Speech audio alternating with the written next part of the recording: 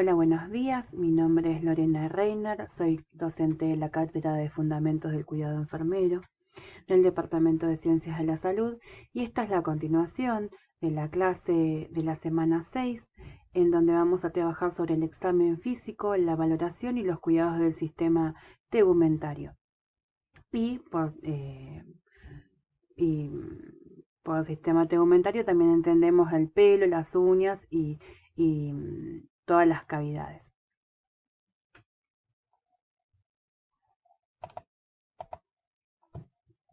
Cuando nosotros vamos a hacer una valoración de un paciente, nos vamos a presentar y comprobar la identidad del mismo, le vamos a decir qué procedimiento, le vamos a informar qué es lo que le vamos a hacer, por qué es necesario realizarlo y cómo puede cooperar. Explicar cómo se van a usar los resultados de esos controles que le vamos a realizar, de esas revisaciones que le vamos a hacer y en la planificación de los cuidados, cómo van a ser utilizados todos esos datos. Realizar la higiene de las manos y los procedimientos adecuados para el control de infecciones, ¿sí? Proporcionar intimidad al paciente si es que no está solo en la habitación y antes de comenzar la valoración, entrevistar si ha tenido antecedentes de dolor, prurito, presencia de lesiones, equimosis, algún tipo de abrasión, si tiene manchas o experiencias previas de problemas cutáneos. Durante la valoración vamos a observar el color de la piel, que se va a observar mejor bajo la luz natural, de ser posible, y en áreas no expuestas al sol, ¿sí? Vamos a buscar áreas que no estén tan expuestas al sol porque por ahí la coloración no va a ser fidedigna, ¿sí? Vamos a mirar la uniformidad del color de la piel, ¿sí? Por esto mismo que decía, una zona que está más expuesta al sol va a tener más color. Y vamos a valorar dentro de la uniformidad del color algunos tipos de características como por ejemplo la palidez, que es el resultado de una circulación sanguínea o una cantidad de hemoglobina insuficiente. Podemos observar cianosis, que es el tono azulado, como ya habíamos hablado, en los lechos de las uñas, en los labios o en las mucosas, ¿sí? Podemos observar ictericia, que es una coloración amarillenta, que se manifiesta generalmente primero en la mucosa de los ojos y después pasa al resto de las mucosas. Podemos observar vitiligo, que aparece en forma de parches o de manchas de piel hipopigmentada que se debe a la destrucción de los melanocitos en esos sectores afectados, ¿sí? O el albinismo, que es la pérdida casi total o parcial de estos melanocitos. También podemos observar si existe edema, ¿sí? La localización, el color y la forma y el grado en que la piel permanece deprimida o con fobia cuando se presiona con un dedo. La medición de la circunferencia de la extremidad con una cinta métrica puede ser útil para comparaciones futuras. Si, por ejemplo, observamos que un paciente tiene un edema en el miembro inferior y tenemos la posibilidad de medir con una cinta métrica, después puede ser útil al momento de un segundo control para ver si esto aumentó, ¿sí? El edema generalmente se ve como una piel que está tumefacta, brillante, tensa, ¿sí? Como con inflamación. Cuando vamos a valorar la piel de un paciente, vamos a valorar utilizando la inspección y la palpación y vamos a describir si es que tiene el paciente las lesiones cutáneas, si las lesiones son abiertas o drenan, hay que colocarse guantes y muchas veces se palpan las lesiones para determinar su forma y la textura y se describe su localización y distribución y color, el tamaño, la forma, el tipo o la estructura. Dentro de los elementos que vamos a llevar en el equipo, se va a llevar una regla graduada en milímetros para medir las lesiones y se van a llevar guantes y elementos para la higiene de manos.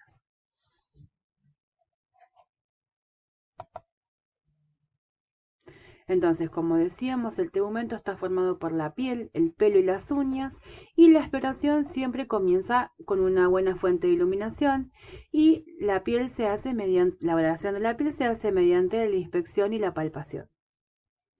Acá tenemos una imagen de cómo se podría ver un edema, ¿sí? Por ejemplo, este es un edema palpebral, ¿sí? La inflamación muchas veces hace enrojecer la piel. Acá tenemos la palidez, ¿sí? Una mano que está pálida y una mano que está normal por la reducción de la oxigenación tisular.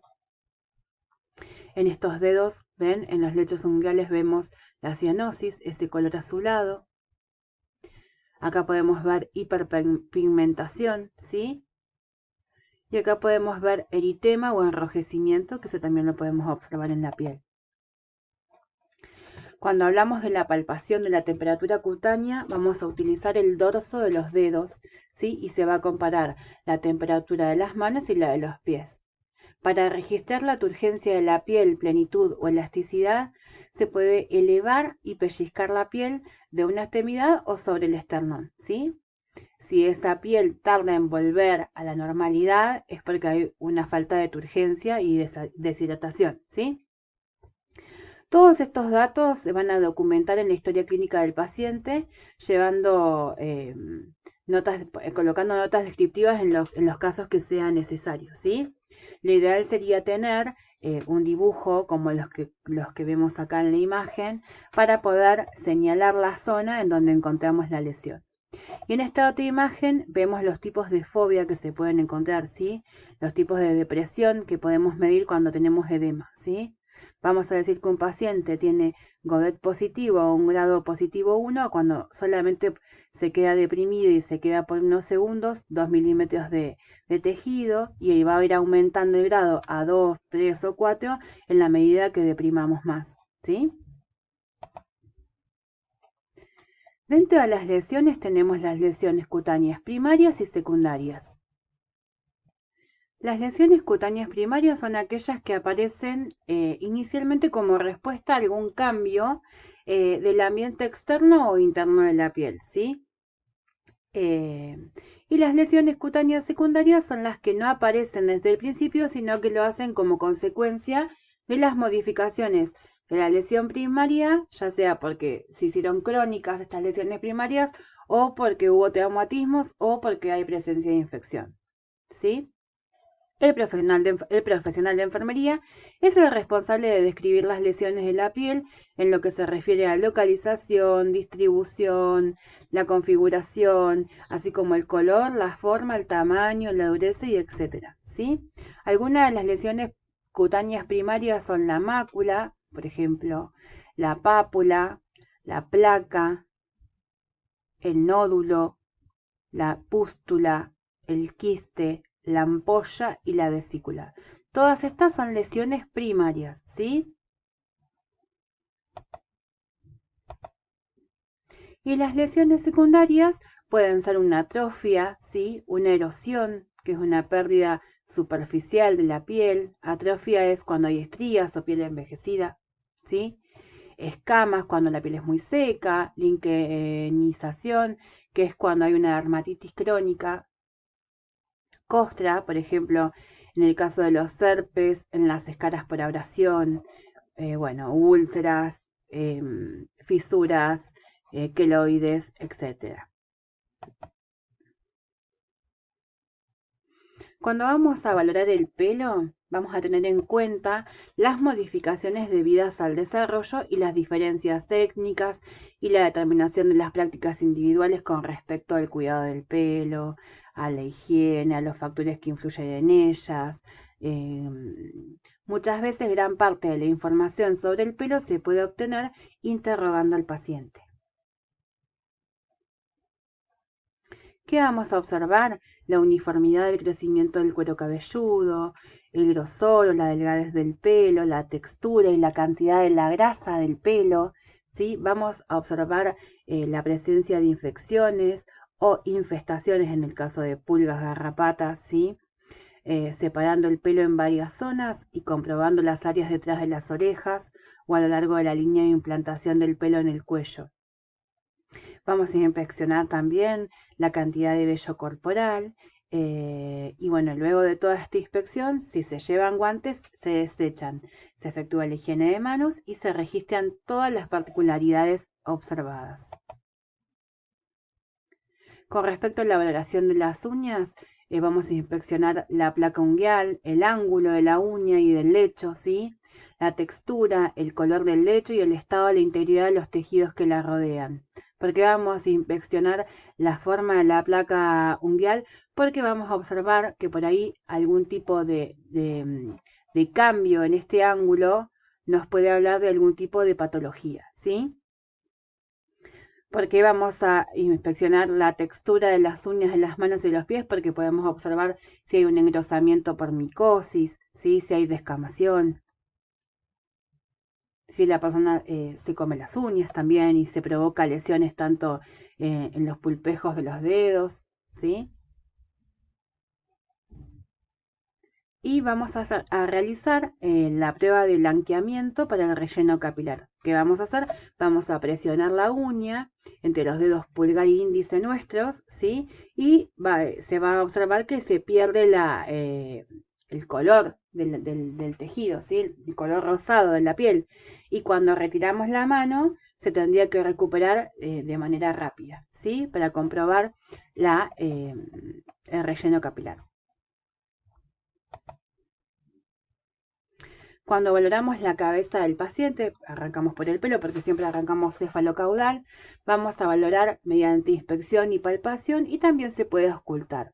Vamos a valorar el cráneo, la cara, los oídos, la nariz, los senos, la boca y la faringe. Cuando valoramos el cráneo, vamos a valorar el tamaño, la forma y la simetría, ¿sí? El paciente pudo haber tenido algún tipo de accidente que haya provocado que haya tenido alguna lesión ósea que provoque que haya cambios en la simetría, en las estructuras, ¿sí? Vamos a inspeccionar las características de la cara, ¿sí? La distribución del vello facial, la inspección de los ojos para descartar edema o hundimiento, ¿sí? Observación de la simetría de los movimientos faciales y se le va a pedir al paciente que eleve las cejas, que frunza el ceño o que baje las cejas, que cierre los ojos con fuerza, que sonríe y muestre los dientes para observar toda esta simetría. Muy bien, ¿qué vamos a llevar en el equipo? Vamos a llevar alcohol en gel, vamos a llevar un depresor lingual o bajalenguas, una linterna, un estetoscopio, guantes, torundas de algodón y algodón al 70. Cuando valoremos los ojos, vamos a valorar el pelo de las cejas, vamos a valorar los párpados, la glándula lagrimal, el saco lagrimal, la córnea, las pupilas, el campo visual, la acomodación y la agudeza visual, ¿sí? Cuando valoremos la nariz, vamos a observar los senos paranasales con una linterna o un otoscopio y una espécula nasal si es que el servicio cuenta con una. También vamos a palpar la pirámide nasal, la inspección y la comprobación de la permeabilidad de las vías nasales. Cuando valoremos la boca, vamos a valorar tanto la boca como la bucofaringe y vamos a mirar los labios, la mucosa bucal, la lengua, el suelo de la boca, los dientes, las encías, el paladar duro y blando, la úvula y las glándulas salivales. Cuando valoremos el oído, vamos a valorar el oído y la audición. Incluye la inspección directa y la palpación del oído externo, la inspección de las demás partes del oído con un otoscopio, el color, la simetría y la posición de las orejas y el examen auditivo con el otoscopio.